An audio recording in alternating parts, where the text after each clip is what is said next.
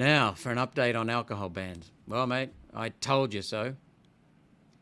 The Alice Springs situation is terrible. But there is some hope, because it looks like the alcohol bans are going to be returned. We warned when they removed the alcohol bans. Senator Nampa Jimpa Price, you know her as Jacinta Price, warned, Karen Liddell warned, many senators warned the Labor government this would be disaster, and it's already been found out to be a disaster, exactly as we predicted. But it looks like they're going to be returned. At the moment, alcohol is going to be banned on some days and not on other days. So you can have violence on some days but not on other days. But it looks like they're going to be more comprehensive and return the bans. The Northern Territory government was calling that racist initially, but they've backflipped. It's not racist to protect people.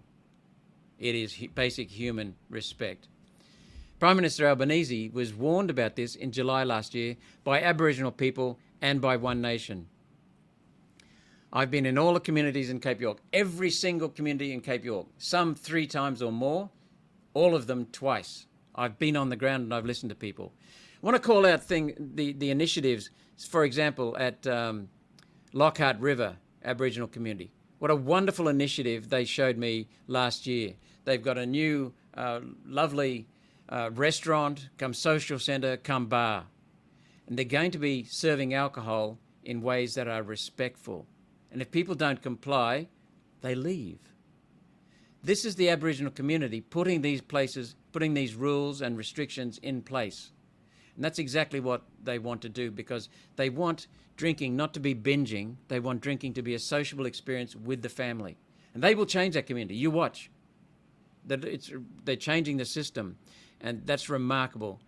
And what I've seen across the north in Cape York and in some communities in Northern Territory is Aboriginals are crying out for some autonomy, for some accountability, for some freedom. Maria Montessori, the famous educator, said, wherever you see a lack of responsibility, you'll see a lack of freedom. See, we spend around $30 billion a year on the Aboriginal industry. And I say that Aboriginal industry because a lot of the money goes to consultants, white and black, goes to groups, goes to lawyers along the way. They feed off this. So we pay our taxes, but it doesn't get to the Aboriginal communities on the ground. And that's where it needs to go.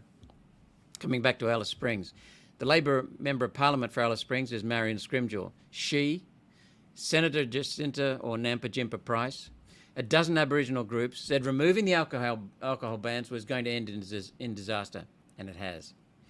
Did the Prime Minister listen then? No. The Prime Minister doesn't listen.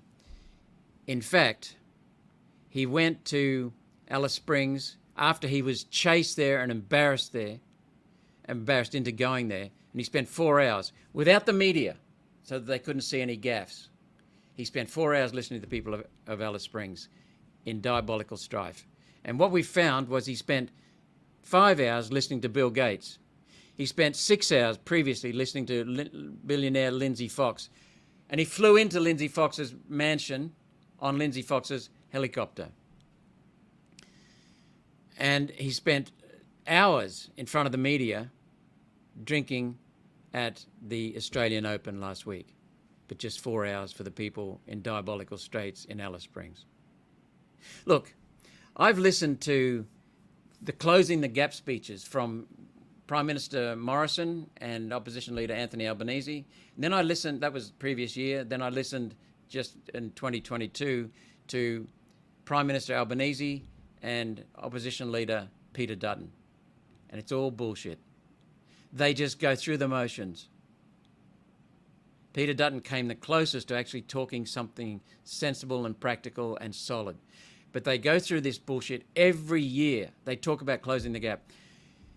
When I was in the Torres Strait Islands just last year, one of the islanders on the council up there, I asked every council, by the way, what they think of closing the gap. No, none of them liked it. This councillor told me, a bright guy, he told me, Malcolm, they're having the closing the gap because they don't want to close the gap.